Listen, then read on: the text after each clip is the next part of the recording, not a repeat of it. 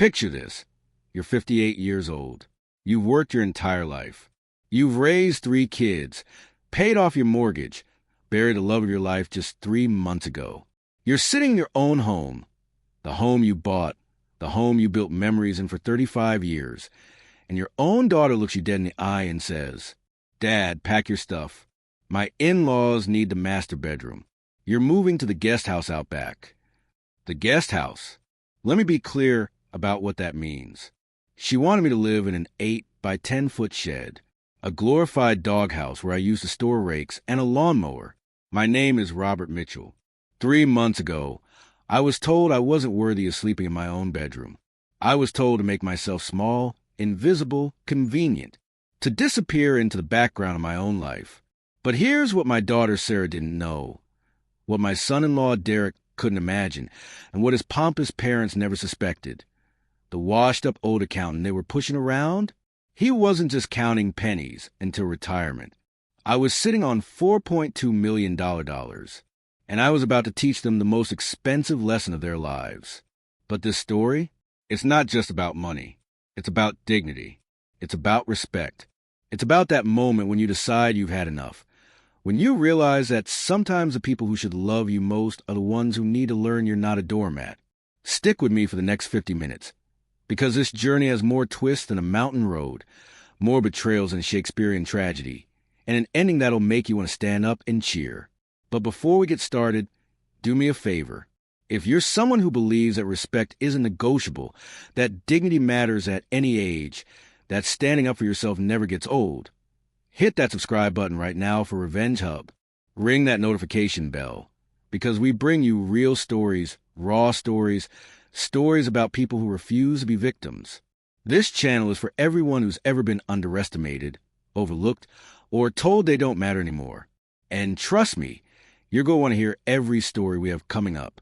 Now, let's dive into how a doghouse became a villa and how a helpless old man became a legend. To understand where this story ends, you need to know where it began. My name is Robert James Mitchell. I was born in 1967 in a small town in Ohio, the kind of place where everybody knows your business and your failures follow you around like shadows. My father worked at the steel mill for 40 years before it closed down. My mother took in sewing to make ends meet. We weren't poor, but we weren't comfortable either. We were that in-between kind of struggling where you never go hungry, but you never stop worrying. I learned early that if I wanted different, I had to work for it. So I did. Scholarships got me through State University, where I studied accounting and finance. Not glamorous, not exciting, but stable, reliable, the kind of degree that promised paychecks and mortgages, and a life where my kids wouldn't wear hand-me-downs unless we chose to. That's where I met Margaret and Porter. God, Margaret. Even saying her name still makes my chest tight. She was studying education, wanted to be a teacher, had this laugh that could light up a whole room. She was smart, funny, practical, and she saw something in me that I didn't even see in myself. We got married 6 months after graduation in a small ceremony at her parents' church. Honeymoon was 3 days at a cabin her uncle owned. We had $847 in our joint checking account and a used Honda Civic with a dented bumper. We were rich beyond measure. I got a job at Thompson & Associates, a mid-sized accounting firm in Springfield. Started at the bottom, naturally, filing data entry, making coffee for partners who barely acknowledged I existed. But I was patient. I watched. I learned. And more importantly, I started paying attention to something that most of my colleagues ignored: investments. See, when you're an accountant, you see everything. You see which businesses are bleeding money and which ones are hiding gold mines. You see patterns in markets that other people miss because they're not looking at the actual numbers every single day. You see opportunities. So while my colleagues were buying new cars and taking fancy vacations, Margaret and I were living lean and investing everything we could spare. $100 here, $500 there. Stock market, real estate. We bought our first rental property in 1992, a duplex on the south side that needed work. I spent every weekend for 6 months fixing it up while Margaret painted and landscaped. We rented it out and used the profits to buy another property. then another. But here's the thing. We never told anyone. Not our families. Not our friends. Not even our kids. We lived in the same modest 4-bedroom house we bought in 1989. Drove reliable but unimpressive cars. Shopped at regular stores. Took modest vacations. Margaret had this philosophy. Money is power, but only if people don't know you have it. The moment everyone knows, they start making decisions about how you should spend it. She was right. She was always right. The kids came along. First was Michael in 1990, then Jennifer in 1993, and finally Sarah in 1997. We raised them with values, respect, hard work, humility. We made them get jobs as teenagers, made them pay for their own cars, help with college, but made them take out loans so they'd understand the way of education. Were we strict? Maybe, but we wanted them to appreciate what they earned, to understand that nothing in life is guaranteed, and that the only person you can truly rely on is yourself. By 2023, our investment portfolio had grown to just over $4 million. The rental properties were managed by a company. The stock investments had weathered multiple recessions and thrived. I'd made partner at Thompson & Associates. Margaret had retired from teaching with a full pension. We were set. We'd done it. We'd built the kind of financial security my parents could never have imagined. And then the universe decided to remind me that money can't buy the only thing that really matters. October 15th, 2023. I remember the date because it was our 34th wedding anniversary. We'd planned a quiet dinner at Ciccarelli's, this Italian place Margaret loved.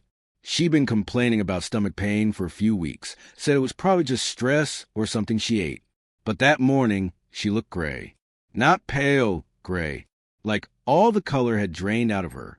"Rob," she said, and her voice was small. Margaret was never small. "I think we need to go to the hospital." The ER. Tests. More tests. A CT scan. Doctors with serious faces. Then the word that changes everything. Cancer. Pancreatic cancer. Stage 4. It had spread to her liver. The oncologist, Dr. Patricia Rogers, I'll never forget her name, sat us down in a small room with soft lighting and a box of tissues on the table. That's when you know it's bad, when they give you a room with tissues already out. "We can try aggressive chemotherapy," Dr. Rogers said, her voice kind but honest. "But I need you to understand the statistics.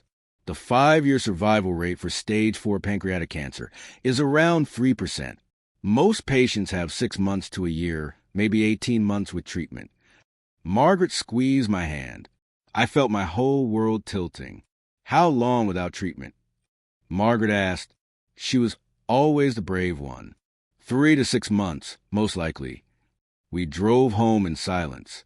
What do you say? How do you process that the person you spent more than half your life with has been given an expiration date?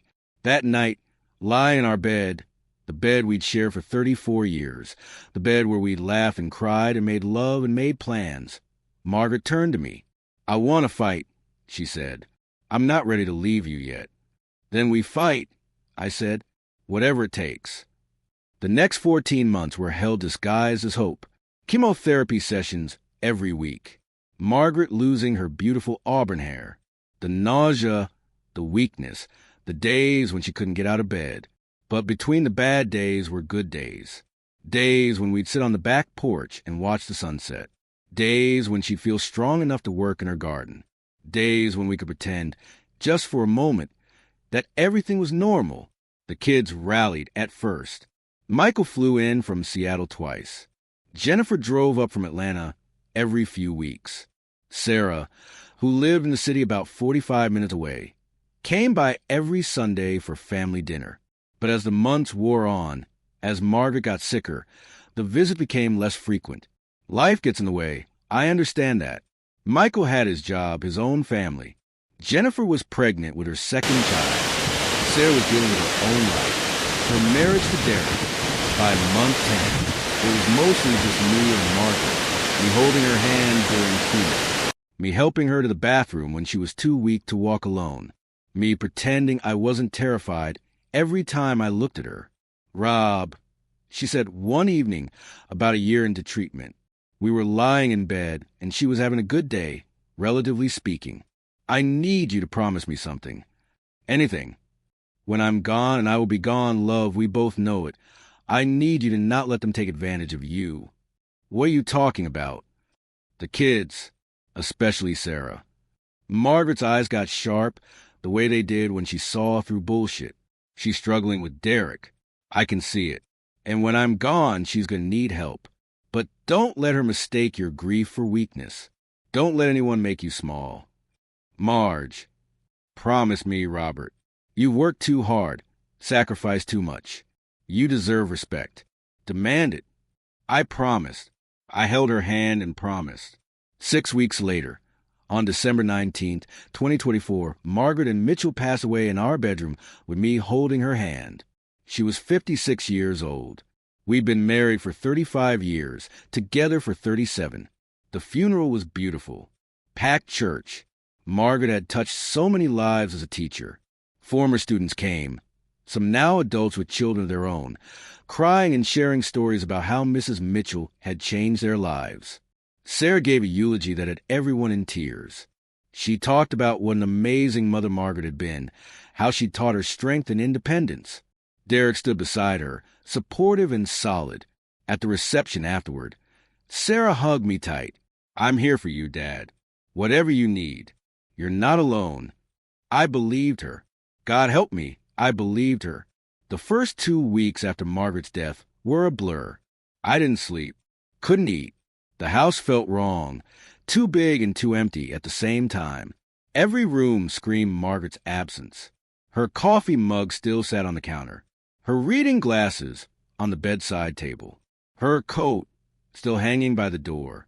People kept telling me it would get easier. That time heals all wounds. What they don't tell you is that grief isn't a wound that heals. It's an amputation. You learn to function around the missing piece, but it never comes back. Sarah called every day that first week, then every other day, then twice a week. I didn't blame her. Life moves on, even when you wanted to stop. It was 3 weeks after the funeral when Sarah showed up unannounced on a Saturday morning. She had Derek with her, and they both had that look. The look people get when they rehearse a conversation and are nervous about delivering it.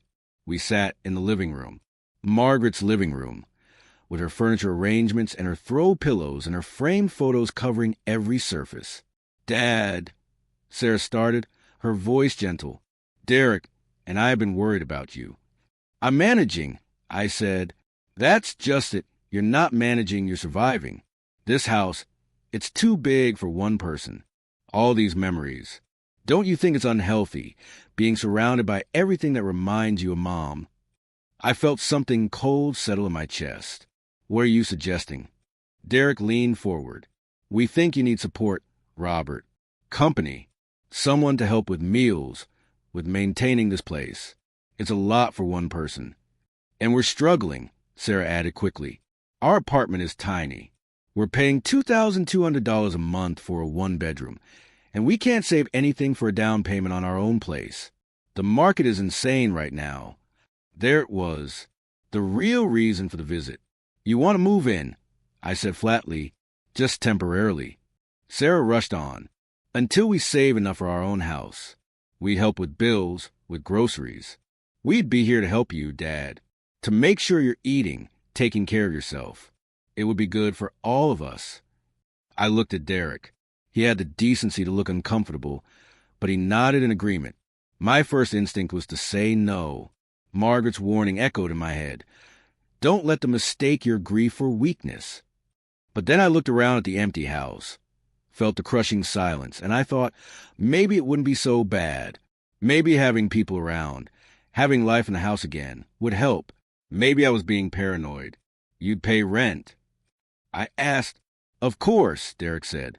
We were thinking $500 a month to help with utilities and groceries. Does that work? $500. For a 4-bedroom house in a good neighborhood. It was nothing.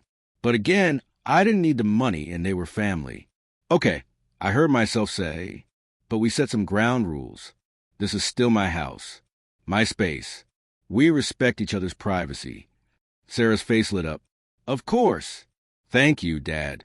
You won't regret this. We'll be great housemates, I promise.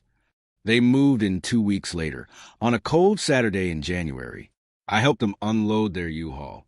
They didn't have much. Some furniture, lots of boxes, Derek's gaming computer setup. They took over Michael's old room, the biggest of the kids' rooms. That first week was actually pleasant. Sarah cooked dinner a few times. We watched TV together in the evenings.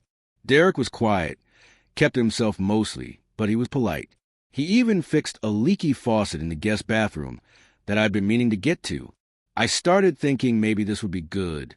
Maybe Margaret had been wrong. The changes started small. Dad, do you mind if we move this bookshelf?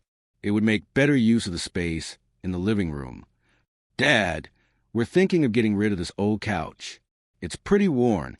We found a great deal on Facebook Marketplace. Dad, Derek needs to set up a home office. Can he use the den? You never go in there anyway. Each request seemed reasonable on its own, but together they formed a pattern. My house was slowly being reshaped into their house. The big change came 6 weeks after they moved in. I came home from grocery shopping on a Saturday afternoon to find the living room transformed. The floral wallpaper, Margaret's wallpaper, the pattern she'd carefully chosen, and we'd spent a whole weekend hanging 20 years ago, was gone. The walls were now painted a flat, lifeless beige. Sarah and Derek were standing in the middle of the room, paint speckled and proud. Surprise! Sarah announced. We updated the living room. Don't worry, we paid for everything. Isn't it so much better? More modern? I stood there, grocery bags in hand, staring at the blank beige walls where Margaret's wallpaper used to be. You painted over your mother's wallpaper, I said quietly. Sarah's smile faltered. Dad, it was pretty outdated. The house needed updating. You'll love it once you get used to it. Did you ask me? Well, no, but we wanted it to be a surprise. A nice gesture. We're trying to help make this place more comfortable. More comfortable for whom? I wanted to ask, but I didn't. I put the groceries away, went to my bedroom, and closed the door. That night, I lay in bed staring at Margaret's picture on the nightstand. I'm trying, Marge. I whispered. I'm trying to make this work. But that voice in my head, the one that sounded suspiciously like my late wife, said, They're testing boundaries, Rob, and you're letting them. The next 2 months were a slow erosion of my authority in my own home. Derek's gaming sessions got louder and longer, often running until 2 a.m. with him yelling into his headset. When I asked him to keep it down, he apologized, but nothing changed. Sarah started redecorating more aggressively. New curtains, new dishes, new furniture in the den, always with the excuse that the old stuff was dated or worn or not functional. And then came the dinner parties. Derek's parents, Lawrence and Wee Chun, lived in San Francisco, where Lawrence had been some big shot in finance, and we had performed in local opera productions. According to Derek, they were very cultured and sophisticated. The first time they visited for dinner, I understood what he meant. They expected to be impressed. Lawrence was tall, silver-haired, dressed like he was going to a country club, even though we were just having spaghetti. He looked around my house, my home, with barely concealed disappointment. Charming, he said in a tone that meant exactly the opposite. Very quaint. Hui was smaller, elegant, with the posture of someone who'd spent a lifetime on stage.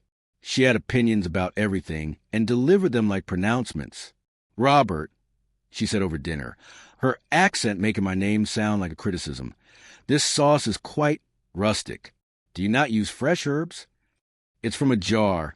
I said simply, it's what Margaret used to make. Ah.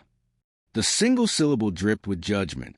Lawrence dominated the conversation, talking about his years in finance, the deals he closed, the vacation home in Vermont, the wine collection, the art pieces they owned. Derek hung on every word like a disciple listening to a prophet. Sarah kept glancing at me nervously, clearly worried I'd embarrass her somehow. After they left, Sarah pulled me aside. Dad, thank you for being accommodating. I know they can be a bit much.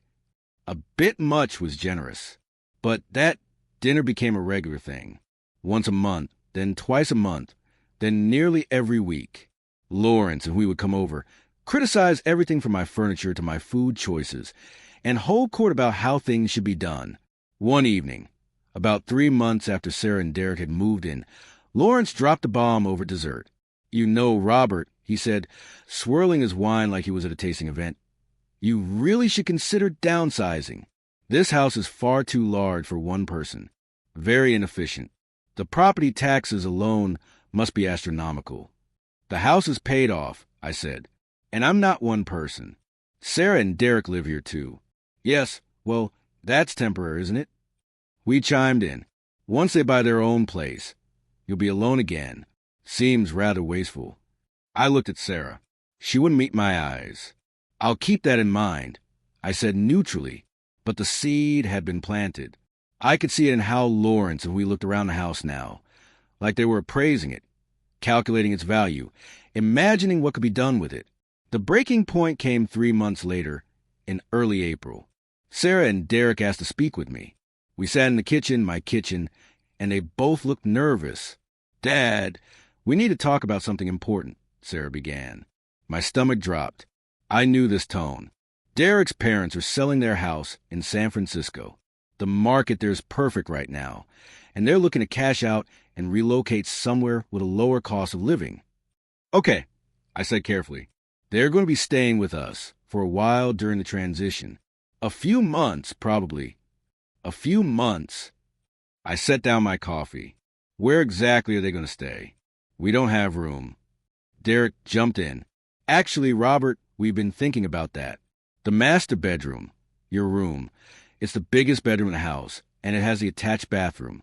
Given my parents' age and their needs, it makes the most sense for them to stay there." I felt like I had been punched. "You want me to give up my bedroom for your parents?" "Not permanently." Sarah added quickly, "Just while they're here, you can move to the guest house out back. We'll fix it up nice for you. It'll be like your own private space. Peace and quiet, away from all the noise in the main house. The guest house, the shed, the 8 by 10-foot structure with thin walls and minimal insulation where I store garden tools and the lawnmower. You want me to sleep in a shed," I said slowly, "so your in-laws can have the bedroom I share with your mother for 35 years. "Dad, don't be dramatic." "Dramatic?" My voice was still quiet, but something hard had entered it. "Your mother died 3 months ago in that room. I still feel her there. And you wanted to give it up for people who look down on me in my own home." Derek's jaw tightened. "With all due respect, Robert, you need to think about what's practical here. My parents are helping us financially. They're going to give us money for a down payment. But they need to know we can provide them with comfortable accommodations when they visit. So this is about money," I said. "It's about family," Sarah said, but her voice wavered. "Sometimes we have to make sacrifices for family, for the greater good." The greater good. I repeated the phrase like it was foreign. And what about respect? What about gratitude? What about remembering whose house this actually is? Sarah's face hardened. Something shifted in her expression. Something that reminded me of Lawrence's entitled sneer. "Fine," she said coldly. "If you want to be selfish about it, then maybe we need to reconsider this whole arrangement. Because Derek and I are trying to build a future, and we can't do that if we have to walk on eggshells around your feelings." There it was. The mask had slipped. I wasn't her father in that moment. I was an obstacle. "I see," I said quietly. I stood up and walked out of the kitchen, went to my bedroom, and sat on the edge of the bed. Margaret's picture smiled at me from the nightstand. "You were right, Marge," I whispered. "You were absolutely right." I pulled out my phone and called James Hartwell, my lawyer for the past 20 years. "James, it's Robert Mitchell. I need you to draw up some papers. And I need absolute discretion." "What kind of papers?" James asked. "The kind that teach people what happens when they forget who they're dealing with." The next morning, I told Sarah and Derek I'd do it. I'd move to the guest house. The look of relief on Sarah's face, and worse, the look of triumph, told me everything I needed to know about where I stood in this house now. "Thank you for being reasonable, Dad," Sarah said, giving me a quick hug that felt more obligatory than genuine. Reasonable. Like I was a child who'd finally stopped throwing a tantrum. When do they arrive? I asked. Next Wednesday, Derek said. That gives you 5 days to move your stuff. 5 days to clear out of the bedroom where I'd slept beside my wife for 35 years, where we'd talked about our days, made plans, raised our family, where she'd taken her last breath with my hand in hers. But I smiled. No problem. I'll start packing today. What they didn't know was that I'd already set things in motion. That morning, before our conversation, I'd had a 2-hour meeting with James Hartwell in his downtown office. I want to buy a property, I told him. Something nice. Very nice. I want to pay cash, and I want it done quickly and quietly. James had raised an eyebrow. How quickly? 2 weeks. And I don't want anyone knowing about it until I'm ready. What's this about, Robert? Teaching a lesson, I'd said. A very expensive lesson. James had smiled then, a shark smile. I think I have just the place. Over the next 5 days, I played the part of the defeated old man. I packed up my clothes, my personal items, Margaret's jewelry box, our wedding photos. Sarah and Derek had cleaned out the guest house, which meant they'd throw my tools into the garage and put in a twin bed, a cheap dresser, and a space heater. 8 feet by 10 feet. Barely enough room to turn around. No real insulation. You could hear every car that passed on the street, every dog that barked, every time someone in the main house flushed the toilet. But I moved in. I set up my meager belongings. I hung Margaret's picture above the dresser, the same picture that used to sit on my nightstand. 5 more days, Marge, I told her. Just hold on 5 more days. Wednesday arrived with Lawrence and Hui Chun in a luxury SUV that probably cost more than most people's annual salary. They had enough luggage for a 6-month stay, not just a few weeks. I watched from the window of my shed as Sarah and Derek fawned over them, carrying bags, helping them into the house. My house. Then I watched Lawrence and Hui walk straight to the master bedroom and start directing Derek on where to put their things. They never knocked, never asked permission, just walked in like they owned the place, because in their minds they did. That night, I lay on the twin bed in that shed, stared at the ceiling, and actually smiled, because tomorrow, James was finalizing the paperwork on a property I'd found. A villa, 4 bedrooms, 5 bathrooms, chef's kitchen, home theater, infinity pool overlooking a lake, located in Riverside Estates, an exclusive gated community about 40 minutes outside the city. Purchase price, $1.2 million. Paid in cash. And I'd barely dented my portfolio. But the property wasn't the real plan. That was just step 1. Over the next week, I lived in that shed and observed. I watched Lawrence and Hui take over my home completely. Hui complained about the water pressure, the thread count of the sheets, the quality of the coffee. Lawrence held court at my dining table, telling stories about his glory days while Derek absorbed every word like gospel. Sarah played hostess, running herself ragged trying to please them. I noticed she looked tired, stressed. But every time she glanced toward my shed, she quickly looked away, guilt she wasn't ready to face. I ate breakfast after everyone else, stayed out of the way, became a ghost in my own home. But every evening, I'd sit in that shed with my laptop, coordinating with James, watching the plan come together. The villa is ready. James called to tell me on Monday. Fully furnished per your specifications. I've even stocked the kitchen and wine cellar. Perfect. What about the other documents? All prepared. I just need your final authorization to file. Not yet. Wait for my signal. That weekend, I overheard a conversation that confirmed everything. I'd gone to main house to use the bathroom. Because the shed didn't have one, naturally, I had to walk through the living room to get there. Lawrence and Hui were sitting with Derek, and they didn't notice me. This house has tremendous value, Lawrence was saying. In this market, properly staged, you could get at least $750,000 for it. But it's Robert's house, Derek said, though he didn't sound convinced. Is it though? We replied. He's not even living in it anymore. He's in that shed. And when he eventually goes to a retirement home, and let's be honest, He'll need one soon given his state. This house will pass to Sarah anyway. Why wait? Mom is a point. I heard Derek say. We could use the equity to buy something even better, something we actually choose. They were planning my future, my home, my life, like I was already gone. I went back to the shed without using the bathroom. That night, I made the call to James. File everything. I want it done by Friday morning. You're sure about this, Robert? I looked at Margaret's picture, more sure than I've ever been about anything. Friday morning arrived cold and clear. I woke before dawn in that shed, dressed in my best suit, the same one I'd worn to Margaret's funeral, navy blue. Perfectly tailored, purchased 20 years ago and still immaculate because I'd rarely had occasion to wear it. I packed a few belongings I'd brought to the shed, my clothes, Margaret's jewelry box, our wedding album, her picture. Everything fit in a single large duffel bag. 35 years of marriage, reduced to one bag of essentials. Everything else that mattered, I'd already moved. At 7:30 a.m., James Hartwell pulled up in his black Mercedes. I walked out of that shed carrying my duffel bag, and I didn't look back.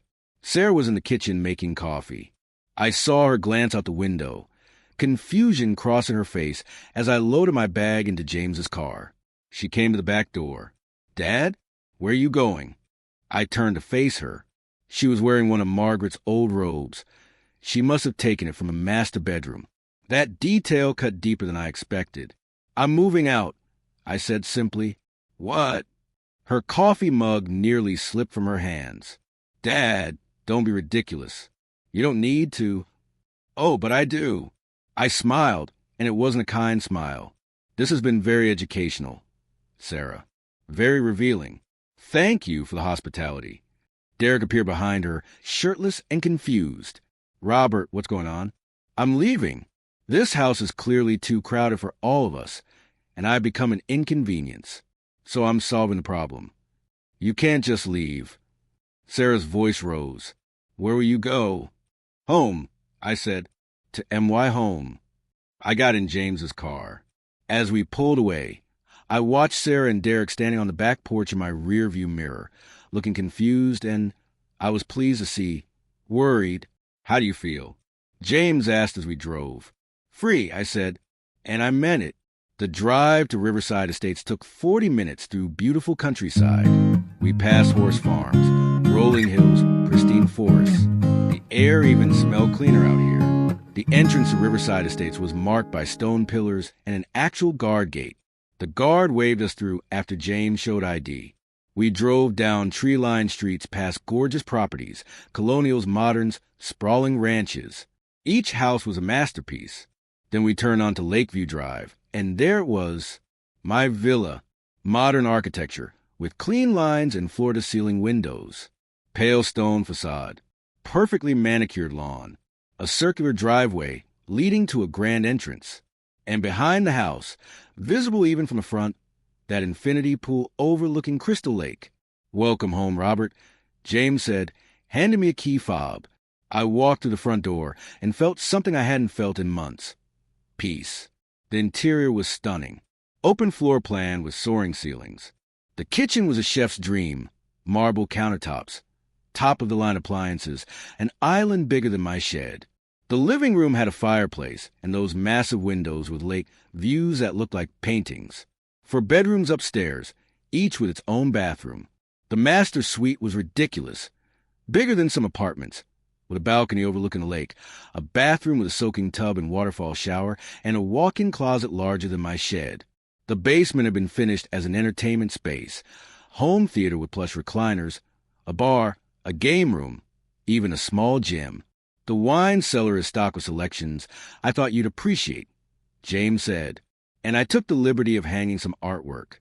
Obviously, you can change anything you don't like. I walked through the house in a daze. In the master bedroom, James had placed Margaret's picture on the nightstand, the same spot where it had been in our old room.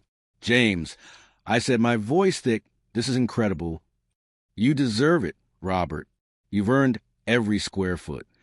I stood on the master balcony, looking out at the lake, and pulled out my phone. It had started ringing 20 minutes into the drive and hadn't stopped. 17 missed calls from Sarah, 8 from Derek, even 3 from Lawrence. I opened my messages. They were panicking. Sarah, Dad, where are you? Call me back right now. Sarah, this isn't funny. I'm worried. Please call me. Sarah, Dad, we need to talk about this. You can't just leave like this. Derek, Robert, let's discuss this like adults. Come back and we'll talk. Lawrence, this is highly irregular. We need to speak immediately. I smiled and typed out a single message to Sarah. I'm home. My home. Check your email. James sent over some important documents this morning. Then I silenced my phone and went downstairs to pour myself a glass of Margaret's favorite Pinot Noir from my new wine cellar. To you, Marge, I said, raising my glass to the lake. To teaching lessons the hard way. What I hadn't told Sarah, Derek, or anyone else was what James had filed that morning at the county courthouse. A quitclaim deed, transferring full ownership of the house at 847 Maple Street. The house I bought in 1989, the house I'd raised my children in, the house where Margaret had died, from Robert James Mitchell to Sarah Elizabeth Chun and Derek William Chun. The house was theirs. Completely, legally, irrevocably, free and clear. I'd also included a separate letter, delivered by James to their address that morning, explaining the terms. Dear Sarah and Derek, effective immediately, I am transferring full ownership of the property at 847 Maple Street to you both. This house is now yours to do with as you please. There is no mortgage. The property taxes are paid through the end of the year.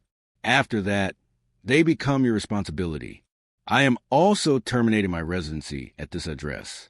I will not be returning, not for belongings, not for visits, not for holidays. You wanted the house. You have it. Consider this your inheritance. Given early, you will receive nothing further from my estate.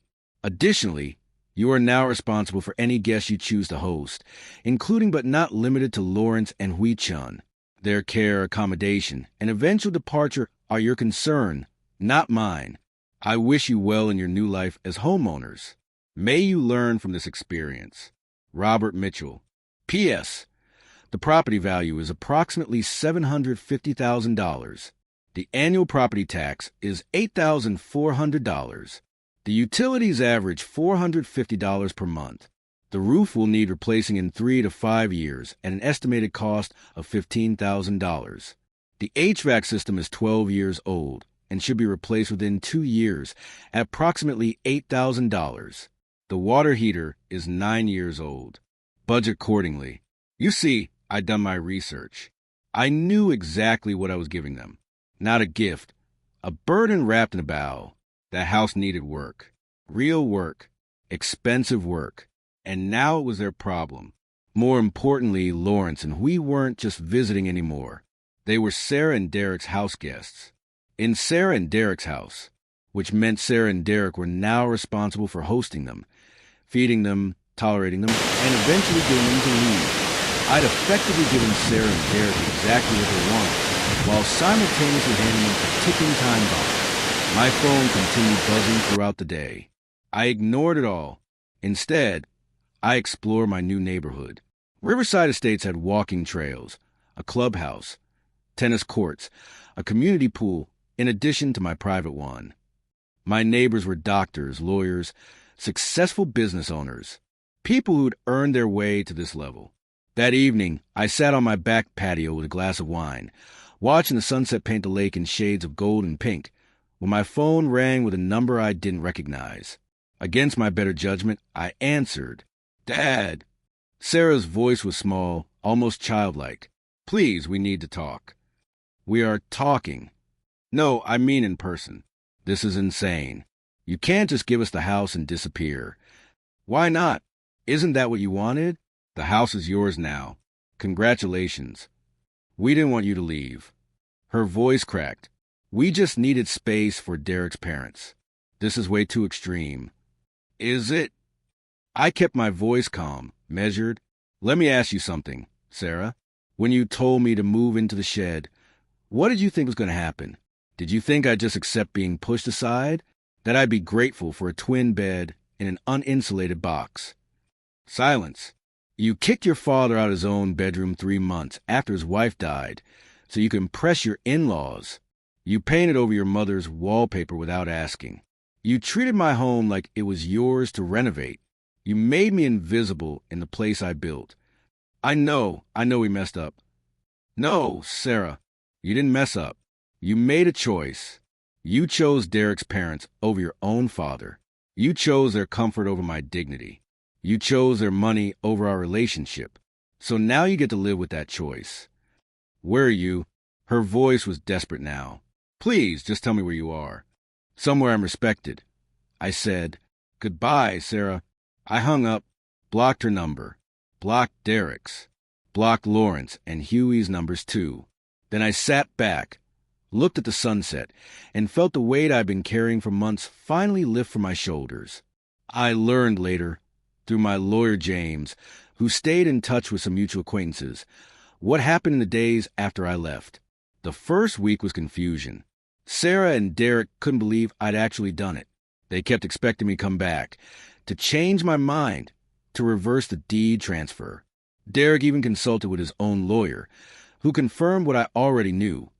The transfer was legal, binding, and permanent. They owned the house. All of it, including all the responsibilities. The property tax bill arrived in week 2, $8,400 due in 60 days. Sarah called James's office repeatedly, begging for my contact information. James, bless him, told her I'd instructed him to handle all communications through legal channels only. Week 3 brought the first major house problem. The ancient HVAC system, which I'd known was on its last legs, finally died during a cold snap. The repair estimate, $7,800 for a full replacement. Their savings account, the one they'd been building for a down payment on their own place, took a massive hit. But the real problems were Lawrence and Huey. See, when you're a guest in someone else's home, there's a natural end date to your visit. But when you're a guest in your son's home, a home he now owned, that end date becomes flexible. Lawrence and Huey showed no signs of leaving. Why would they? They had the master bedroom, free room and board, and a built-in staff in the form of Sarah and Derek. They'd sold their San Francisco house for $2.1 million and were living rent-free while they looked for the perfect retirement property. Except they weren't really looking. Through James's network, I heard that Sarah had become increasingly stressed. We criticized everything she cooked. Lawrence left messes everywhere and expected them to be cleaned up. They'd taken over the living room TV for their opera recordings and financial news shows. Derek's gaming sessions had been banished to the small second bedroom because his parents needed peace and quiet. The vacation they planned for spring break? Canceled because we can't leave your parents alone in the house. The dinners with friends? Impossible because Lawrence and we expected to be included and dominated every conversation. The romance in their marriage? I imagine that was pretty well dead with your parents in the next room. Month 2 brought another crisis. A pipe burst in the basement. Old plumbing I'd been meaning to upgrade. Water damage to the floor, walls, and some store belongings. Insurance covered some of it, but the deductible and uncovered repairs ran another $4,000. Their down payment savings were evaporating. And every time something went wrong, every time a bill came due, every time Lawrence made another demand or we left another passive-aggressive note about the grocery choices, I imagine Sarah thought about that shed, that doghouse, the place she deemed good enough for her father. I'd given them exactly what they wanted, and it was destroying them. But I wasn't done yet. 3 months after I'd left, I got a call from my son Michael in Seattle. Dad, finally, I've been trying to reach you for weeks. What the hell is going on? Sarah called me crying, saying you gave them your house and disappeared.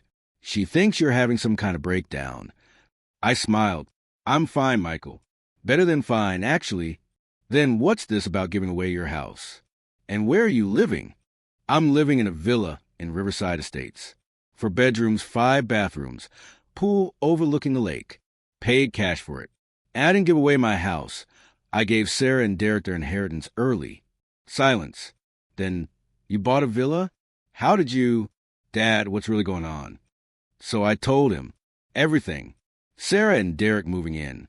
The slow takeover. The in-laws. The master bedroom. The shed. She made you sleep in the shed? Michael's voice was incredulous. After Mom died? She did. And Derek's parents are still living there? As far as I know, yes. They're Sarah and Derek's problem now. Michael was quiet for a long moment. Dad, I had no idea. Sarah never mentioned any of this. She just said you were all living together and it was going well. Of course she did. I need to see this villa. Can I visit? Anytime you want. Son, bring Emma and the kids. I have plenty of room.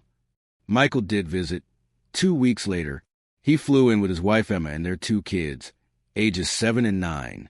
I picked them up from the airport in my new car, a BMW 5 Series I'd purchased because why the hell not? The look on Michael's face when we drove to the gates of Riverside Estates was priceless. Dad, this is where you live now? This is where I live. Emma, who'd always been sharp as a tack, said quietly, Good for you, Robert. The kids loved the house, especially the pool. We spent a wonderful weekend together. Michael and I talked, really talked, for the first time in years. He apologized for not being around more after Margaret died, for not checking on how things were going with Sarah and Derek. I just assumed Sarah was taking care of you, he said. I didn't realize she was taking advantage of you. She's young, I said, though the words fell hollow. She's learning. She's 28, Dad. That's old enough to know better. On Sunday evening, before they flew back to Seattle, Michael asked, Have you heard from Sarah at all? She's tried to reach me. I haven't responded. Are you ever going to forgive her? I thought about that. Forgiveness isn't the issue, Michael. Respect is. When she understands the difference, maybe we'll talk. Jennifer, my middle child, called a week later. She'd heard the story from Michael and wanted to check on me. Unlike Sarah, Jennifer had always been more grounded, more aware. I can't believe Sarah did that to you, Jennifer said. After everything you've done for her, people show you who they are. I replied, Eventually. Are you happy, Dad? Truly. I looked around my villa, at the life I'd built for myself, at the freedom I'd reclaimed. Yes, Jenny, for the first time since your mother died, I'm actually happy. Then that's all that matters. And Dad, you did the right thing. Sometimes people need to learn the hard way. That was Margaret's daughter talking.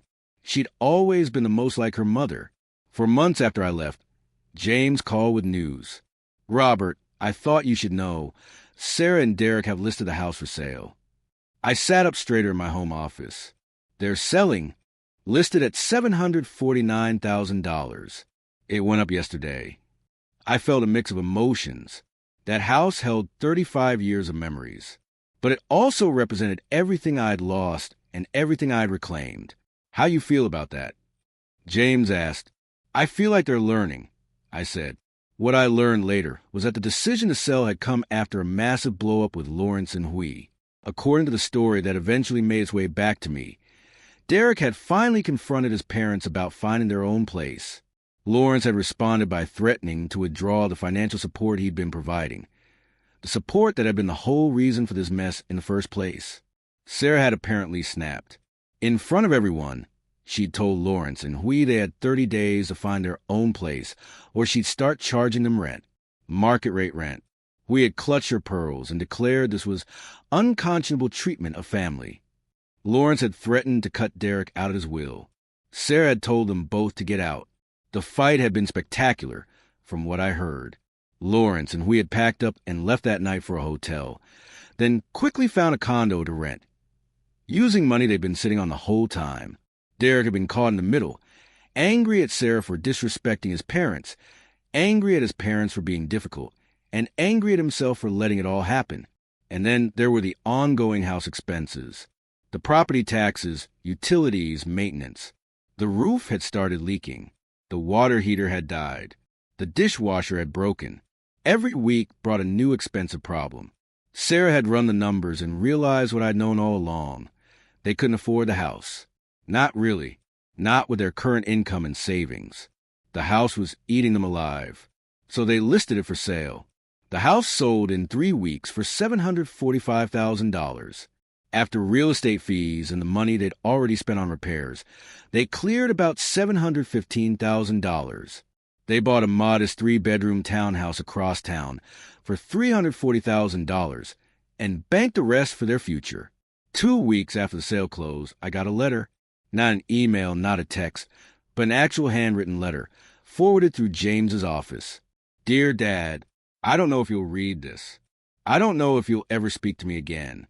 But I need to say this anyway. I was wrong. About everything. I was wrong to make you move out of your bedroom. I was wrong to prioritize Derek's parents over you. I was wrong to treat your grief and your home like inconveniences to be managed. I was wrong to forget that respect isn't optional. It's everything. Mom will be so disappointed in me. I know that. I see it now. Every time I look at her picture and remember how she lived. With dignity, with strength, with unwavering values. She taught me better than how I acted. I sold the house.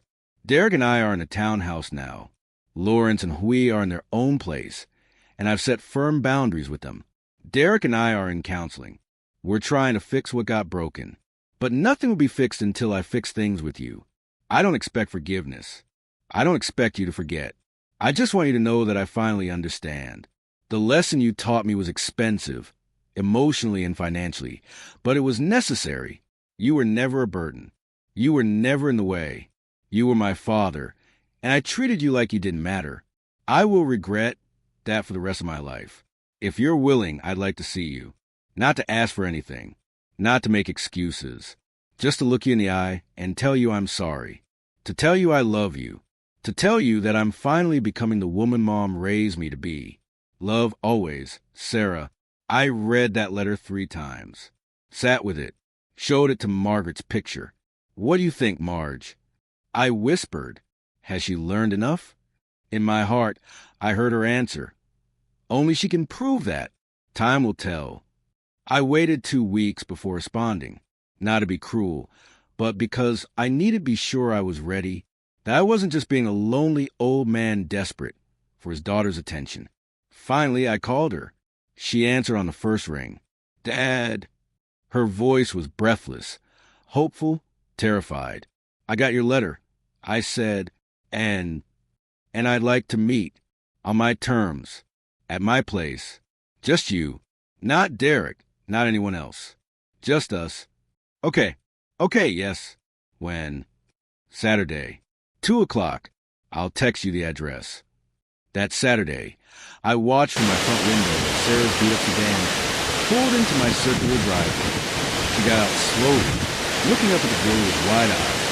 I opened the door before she could knock. She looked different. Older, somehow, tired. But there was something in her eyes that hadn't been there before. Awareness, maybe. Humility. Dad, she said softly, this place is wow. Come in. I gave her the tour. She walked through the villa in near silence, taking in the kitchen, the living room, the entertainment space in the basement, the master suite with its lake views. When we finally sat down on the back patio, overlooking the water, she started crying. I had no idea, she said. All these years, I thought you were just an accountant. I thought you and Mom were just getting by. I never knew you had this kind of money. That was the point. I said, your mother and I believed that money should be quiet, that it should work for you, not define you. But why didn't you tell us? Why didn't you help us when we were struggling? I said quietly, your mother and I had planned to give you a down payment, $100,000. We were going to surprise you on your 5th anniversary. Her face crumpled. You were going to give us that much? We were, but then your mother got sick, and then she died. And then I watched to see what kind of person you really were when you thought I had nothing to offer you but inconvenience. Sarah put her face in her hands and sobbed. Deep, wrenching sobs that shook her whole body. I let her cry. Sometimes that's the only way to wash away shame. When she finally looked up, her face was blotchy and her eyes were red. I failed the test. I failed, Mom. I failed you. Yes, I said simply. You did. Can you ever forgive me? I thought about that question. Forgiveness was complicated. I can forgive you, Sarah, but forgiveness doesn't mean forgetting. It doesn't mean going back to how things were. I understand. Do you? Because here's what you need to understand. I will always be your father. I will always love you.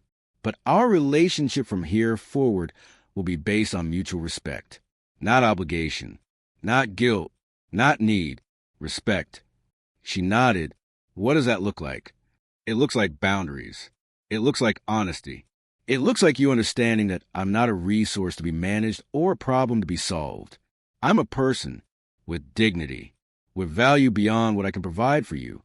I know that now. I swear I do. We sat in silence for a while, watching the lake. Tell me about Derek. I finally said. Sarah grimaced. We're in counseling. It's hard. Turns out when you build a relationship on trying to please other people, you forget to build it on each other. And Lawrence and we see them once a month for dinner. Public restaurant. Limited time. Derek had to set boundaries too. His relationship with them is better now. Actually, firmer. Good. Dad, can I ask you something? Go ahead. Why did you give us the house? I mean, I understand it was a lesson, but that was a huge gift, even if it didn't feel like one at the time. I smiled, because despite everything, you're still my daughter. And that house held memories of your mother, but it also held pain. I needed to let it go. And I needed you to understand that sometimes what you think you want is actually a burden. It was definitely that, she said with a bitter laugh. Do you know how many times something broke? How much it cost? How trapped I felt with Lawrence and we there. And then even after they left, just dealing with all the responsibilities? I do know. I lived it for 35 years. The difference is your mother and I handled it together, with respect and partnership. You and Derek were trying to handle it, while managing everyone else's expectations. Sarah was quiet for a moment. Mom would have handled this so much better than I did. Your mother would have never put herself in this position in the first place. I said gently. She knew who she was. She knew what she valued. She never sacrificed dignity for convenience. I want to be more like her. Then be more like her. Starting now. We talked for another hour. About her marriage. About her job. About her dreams that had gotten lost in trying to please everyone. And I really listened to my daughter for the first time in years. As she was leaving, she turned at the door. Can I come back? To visit, I mean. Not to ask for anything. Just to be your daughter? Yes, I said. But Sarah, call first. And understand that this is my space. My sanctuary. I get to decide who enters it and when. I understand. She hugged me then, tight and desperate. I love you, Dad. I'm so sorry for everything. I know, I said. I love you, too. I watched her drive away and felt something shift. Not forgiveness exactly. Not yet, but maybe the beginning of it. 6 months passed. Fall turned to winter, winter to spring. My life in Riverside Estates settled into a comfortable rhythm. I joined the community golf club. Even though I'd never played much before, turns out I'm decent at it, and it gave me something to do with my mornings. I made friends, George, a retired dentist, Frank, a former attorney, Patricia, who'd owned a successful chain of bakeries, people my age who'd worked hard, earned their comfort, and weren't looking for handouts or pity. I traveled, Paris for 2 weeks, Ireland for a month, places Margaret and I had always talked about seeing, but never made time for. I scattered some of her ashes at the cliffs of Moher because she'd always wanted to see them. We made it, Marge. I whispered into the Irish wind. Michael and Jennifer visited regularly. Michael brought his family every few months. Jennifer, pregnant with her 3rd child, came with her husband Tom for a week in December. We talked about Mom, about life, about everything. And Sarah? Sarah called every Sunday. At first the conversations were awkward, careful. But slowly, week by week, we found our rhythm. She told me about counseling, about the boundaries she'd set with Derek's family, about the community college class she'd enrolled in, business management, something she'd always wanted to study. I'm figuring out who I am, she told me one Sunday. Separate from Derek. Separate from Derek's parents. Separate from what everyone expects. Just me. That's good, I said. That's important. In March, I invited her to visit again. This time Derek came too. I wasn't sure how I'd feel seeing him, but when he walked through my door, he looked different. Less cocky, more humble. "Robert," he said, extending his hand, "thank you for having us. And I owe you an apology. A massive one." We shook hands. "Go on." I was an entitled jerk. I let my parents' opinions matter more than yours. I stood by while Sarah treated you terribly. I thought because we were young and struggling that we deserved special treatment, special consideration. I was wrong. Yes, you were. I'm trying to be better. We both are. I looked at Sarah. She nodded. "He is, Dad. We're working on it. Together." We had dinner on the patio that night. I grilled steaks, something I'd gotten good at in my solitude. We drank wine. We talked. And for the first time since before Margaret died, it felt almost like family. Almost. Because I'd learned something important. Respect has to be earned back, not just given. Trust has to be rebuilt, brick by brick. And forgiveness is a process, not a moment. But we were on the path. Finally, 1 year after I'd left that house on Maple Street, I sat down at my desk in my home office and did something I'd been thinking about for weeks. I wrote a letter. Not to Sarah, to myself. A letter I wanted to share because I'd realized my story wasn't unique. There were other fathers out there, other grandfathers, other men who built lives and families only to find themselves pushed aside, forgotten, treated as inconveniences. This is what I wrote. To anyone who's ever been told they don't matter anymore, my name is Robert Mitchell. A year ago, my daughter told me to sleep in a shed so her in-laws could have my bedroom. The bedroom I'd shared with my late wife for 35 years. The room where she died just months before. And I did it. 4 or 5 days, I lived in that shed. 8 feet by 10 feet. Barely insulated. No bathroom. No dignity. But those 5 days taught me something crucial.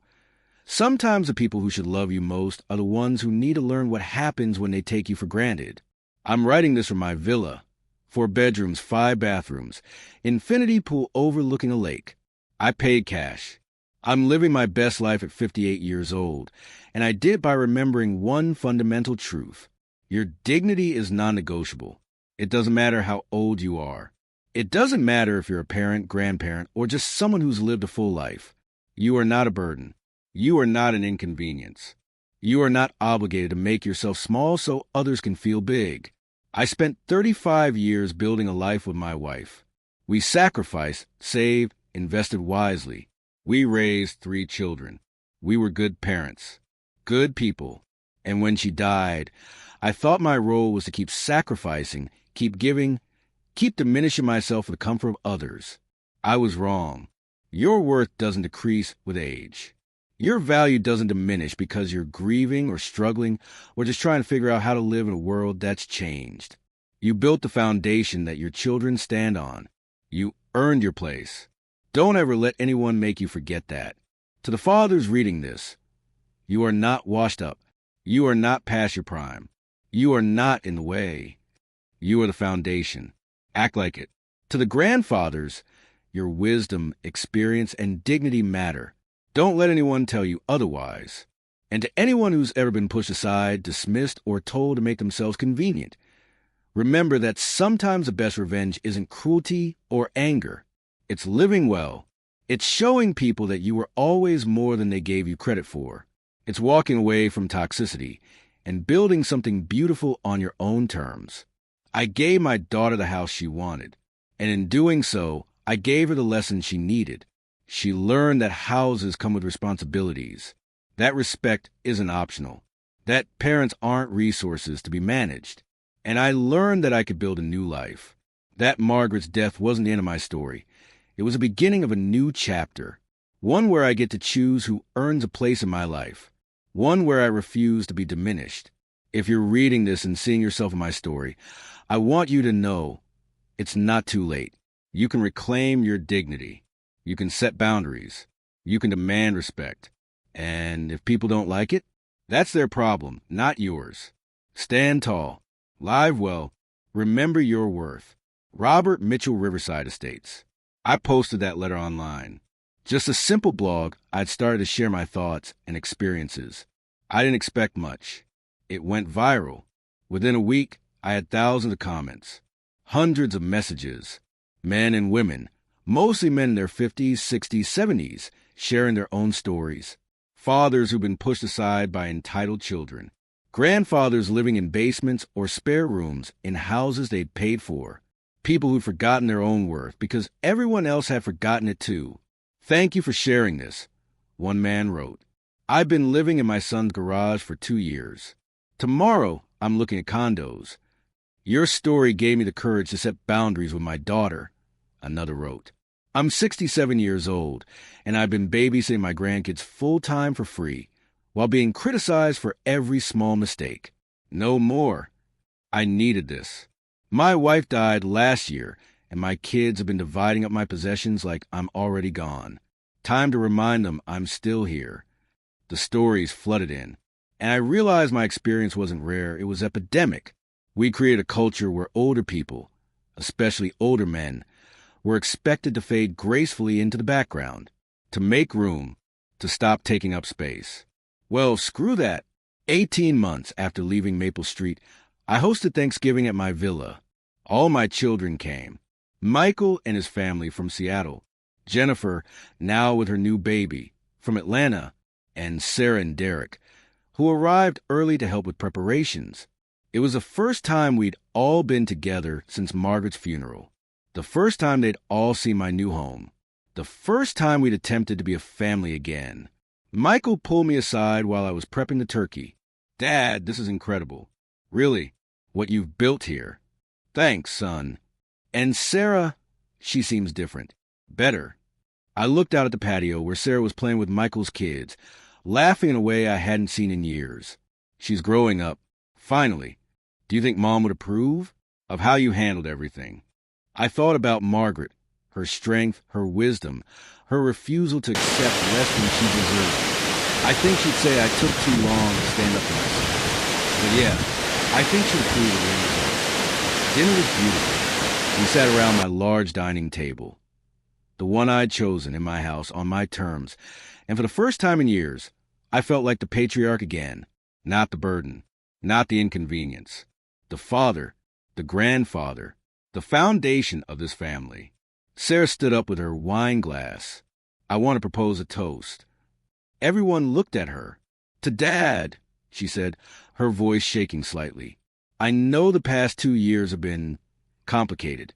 I know I made mistakes. Big ones. But Dad, you taught me the most important lesson of my life. You taught me that respect isn't optional. That dignity matters. That you can love someone and still demand they treat you right. Her eyes filled with tears. You could have just yelled at me. You could have cut me off completely. Instead, you taught me a lesson I'll never forget. You showed me who you really are, not a helpless old man, but a force to be reckoned with. Derek stood up beside her. Robert, I owe you an apology too. I let my parents' expectations cloud my judgment. I forgot that a real man protects his family, including his wife's family. I'm grateful you gave me a chance to learn from my mistakes. I felt my throat tighten. I appreciate that. Both of you. Sarah continued. So here's to Dad, to new beginnings, to dignity, to the best father a daughter could ask for, even when she doesn't deserve him. Everyone raised their glasses. To Dad. I looked around that table at my children, my grandchildren, and felt Margaret's presence so strongly it took my breath away. We did good, Marge. I thought. They learned. They grew. They're better now. After dinner, Sarah asked to speak with me privately. We walked down to my dock, looked out at the lake under the stars. Dad, I have something to tell you. Okay. Derek and I are pregnant. 3 months along. I turned to look at her. Sarah, that's wonderful. I wanted you to be one of the first to know, because I want you involved. Really involved. Not as a free babysitter or a convenient helper. As a grandfather. A respected, honored grandfather. I like that. And I want to raise this baby differently than I was raised. Not that you and Mom did anything wrong, she added quickly. But I want to teach them about respect, about dignity, about knowing their worth. I want to teach them the lessons you taught me, minus the part where I have to screw up first. I smiled. You'll make mistakes. Every parent does. The question is whether you'll learn from them. I will. I promise. We hugged there on the dock, and I felt something I hadn't felt in 2 years. Hope. Not just for me, but for her. For all of us. 2 years after leaving Maple Street, I stood in Sarah's hospital room, holding my first grandchild from her, a baby girl. Her name is Margaret, Sarah said from the hospital bed, exhausted but glowing. Margaret Ann, after Mom, if that's okay with you. I looked down at the tiny face, the small fingers wrapped around mine, and felt tears stream down my face. It's more than okay. It's perfect. Derek stood beside Sarah, his hand on her shoulder. We want to ask you something, Robert. I looked up. We want you to be involved in Margaret's life, as much as you want to be, not as a babysitter or convenience, but as a grandfather. We want her to know you, to learn from you, to understand the importance of respect and dignity and knowing your worth. I'd be honored, I said. Little Margaret, Maggie, as we'd come call her, became a regular visitor to the villa. Sarah would bring her over once a week, and I'd teach her things. When she was old enough to understand, I'd tell her stories about her grandmother, about the woman who taught me that money is quiet, that dignity is non-negotiable, that respect is everything. I showed her pictures. This is your Grandma Margaret on our wedding day. She was 22 years old and the most beautiful woman I'd ever seen. But more than that, she was the strongest. She knew who she was and never apologized for it. Maggie would touch the pictures with her small fingers, absorbing every word. As she grew older, I'd take her down to the dock and we'd talk about life. Grandpa, she asked me when she was 5, why don't you live with Mommy and Daddy? Because sometimes, I told her, grown-ups need their own space. And it's important to know that you can love someone and still have boundaries. Do you know what boundaries are? She shook her head. Boundaries are rules that protect your heart and your dignity. They're lines you draw that say, I deserve respect. And the people who really love you will honor those boundaries. She thought about that. Did Mommy honor your boundaries? Not at first. I said honestly. But she learned, and that's the important part. People make mistakes, Maggie. What matters is whether they learn from them and do better. And Mommy did better? She did. Your Mommy is a good woman who made some bad choices, but she grew from them. She became stronger, and now she's teaching you to be strong too. Meanwhile, my relationship with Sarah continued to evolve. It wasn't the relationship we'd had before. That was gone, and honestly, it had been built on unhealthy dynamics anyway. This new relationship was better, built on mutual respect, clear boundaries, and honest communication. We had coffee once a week. She told me about her life, her struggles with motherhood, her marriage. I listened and offered advice only when asked. I didn't rescue her from problems. I didn't fix things for her. I let her be an adult and figure things out. Dad, she said to me one morning over coffee, I finally understand what you did, why you did it. Oh, you could have just told me I was wrong. You could have lectured me or guilt me. But instead, you let me experience the consequences of my choices. You let me feel what it was like to get exactly what I asked for. And it was the best lesson I've ever learned. Because now when Maggie pushes boundaries, when she demands something she hasn't earned, I remember. I remember what happens when you give people everything they ask for without making them understand the responsibility that comes with it. You're a good mother, Sarah. I'm trying to be the kind of mother Mom was. The kind who teaches strength, not just love. Michael and Jennifer remained close too. Michael had taken inspiration from my story and started his own investment portfolio, something he'd always been nervous about. If Dad can build millions by being smart and patient, he told his wife, then I can at least start trying. Jennifer named her third child Robert, Bobby for short. Because you remind me that it's never too late to stand up for yourself, she said. And I want my son to grow up knowing that. My blog had grown into something bigger than I'd expected. I started a podcast, Dignity After 50, where I interviewed other people who reclaimed their lives after being pushed aside, divorced men who'd rebuilt, widowers who'd found new purpose, fathers who'd set boundaries with entitled adult children. The response was overwhelming. Thousands of listeners, speaking invitations, even a book deal. At 60 years old, I'd accidentally become an advocate for people who've been told their best days were behind them. How does it feel? A podcast interviewer asked me to have become a voice for older men who feel invisible. It feels like purpose, I said. Margaret and I spent our lives building financial security. But what good is money if you've lost your dignity?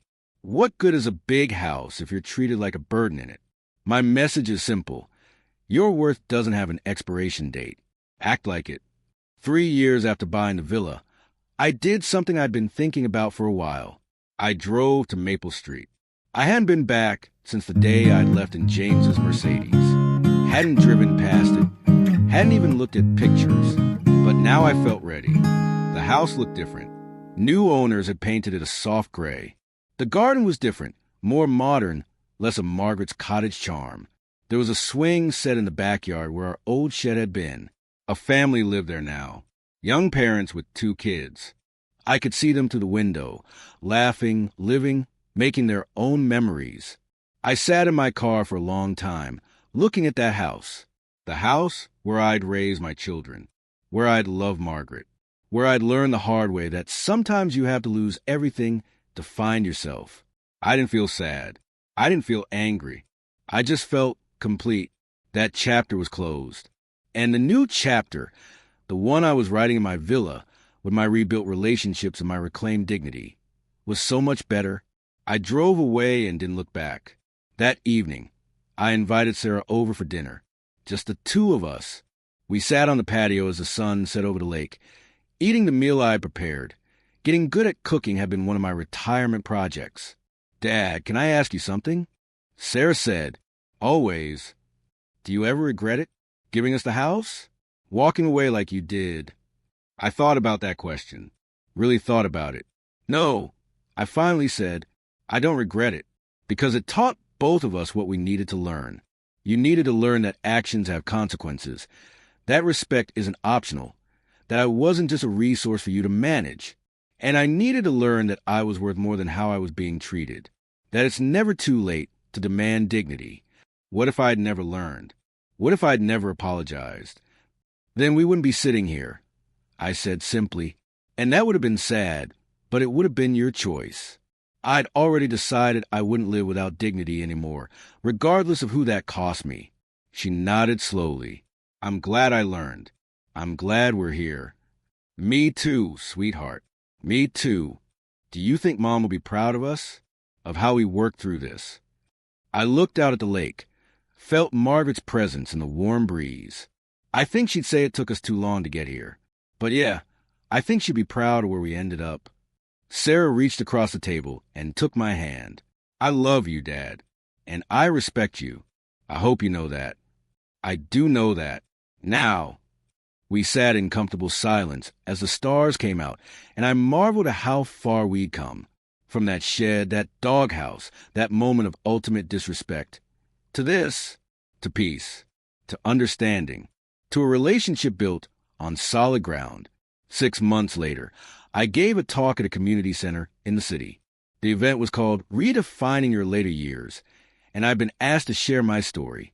The room was packed, mostly men in their 50s, 60s, and 70s, but also women, adult children who'd heard about my story and wanted to understand, even some therapists and social workers who work with families.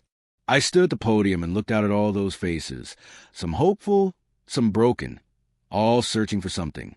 My name is Robert Mitchell. I began 4 years ago. My daughter told me to sleep in a shed so her in-laws could have my bedroom.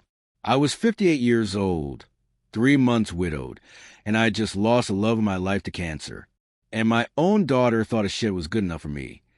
The room was silent. I could tell you that this story is about revenge. And in a way it is.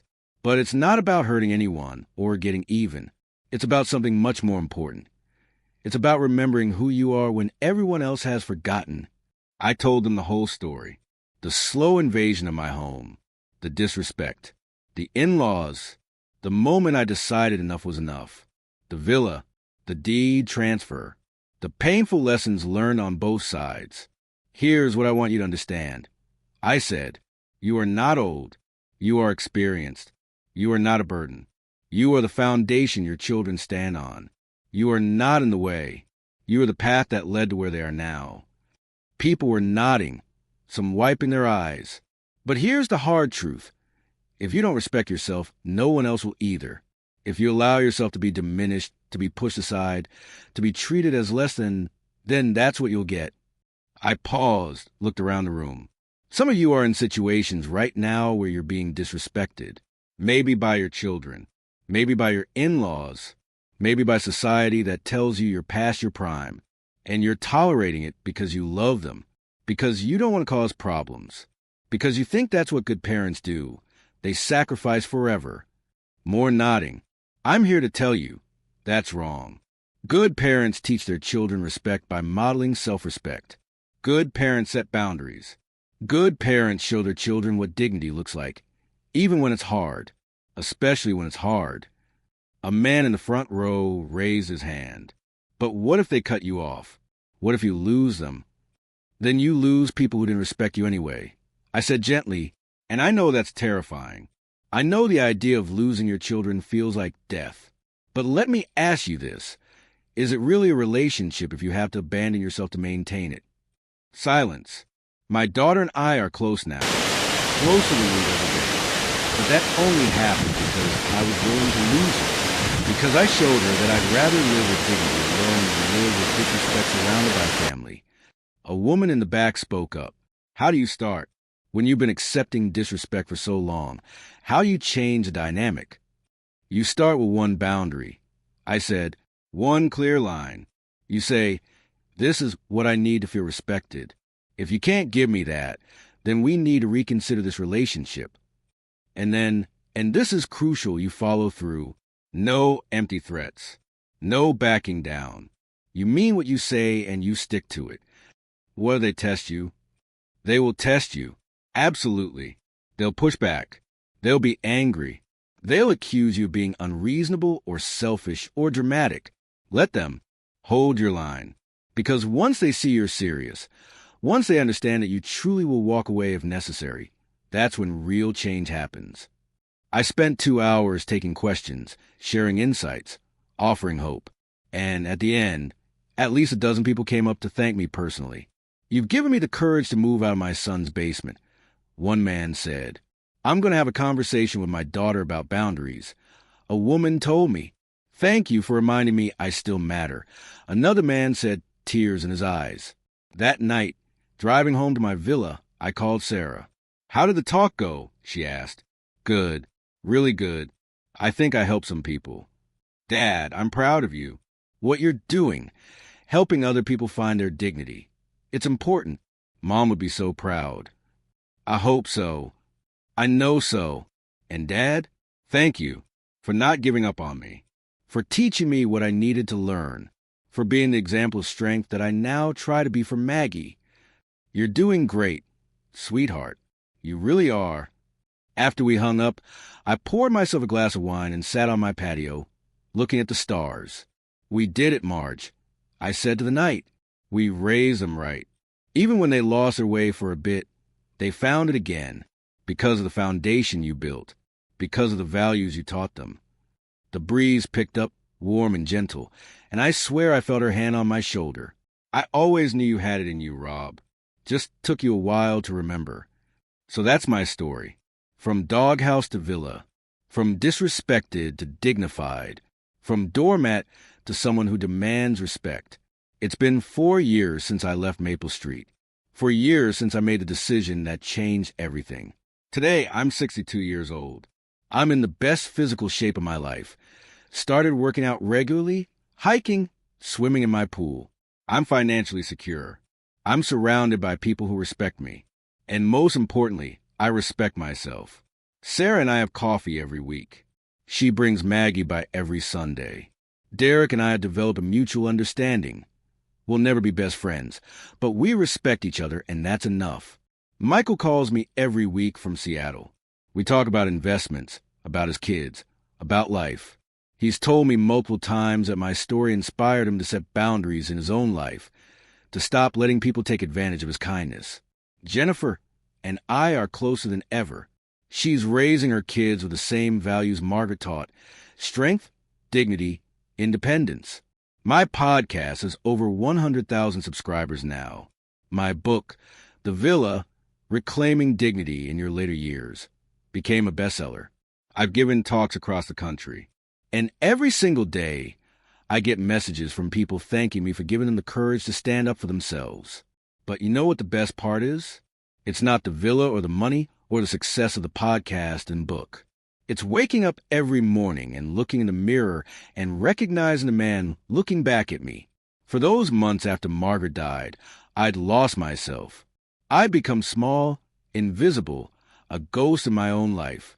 I'd let grief and loneliness make me forget who I was. The doghouse incident, as brutal as it was, gave me a gift. It showed me exactly how far I'd fallen, and it gave me the motivation to climb back up. If you're listening to this and you're in a similar situation, if you're being disrespected, pushed aside, treated as less than, I want you to know something. It's not too late. It's never too late. You don't have to buy a villa. You don't have to give away your house. You don't have to do anything dramatic at all. You just have to remember your worth. You built a life. You raised children. You worked, sacrificed, loved, lost, and kept going. That matters. You matter. Don't let anyone, not your children, not your in-laws, not society, make you forget that. Set boundaries. Demand respect. And if people can't give you that, walk away with your head held high and your dignity intact. Because here's what I've learned. Living well isn't about having the biggest house or the most money or the perfect family. Living well is about knowing your worth and refusing to accept anything less than respect. It's about looking in the mirror and being proud of who you see. It's about building a life on your terms, with people who value you. It's about remembering that dignity isn't negotiable. And sometimes, the best revenge isn't revenge at all. It's just living a life so good, so full, so authentically yours that the people who try to diminish you finally see what they almost lost.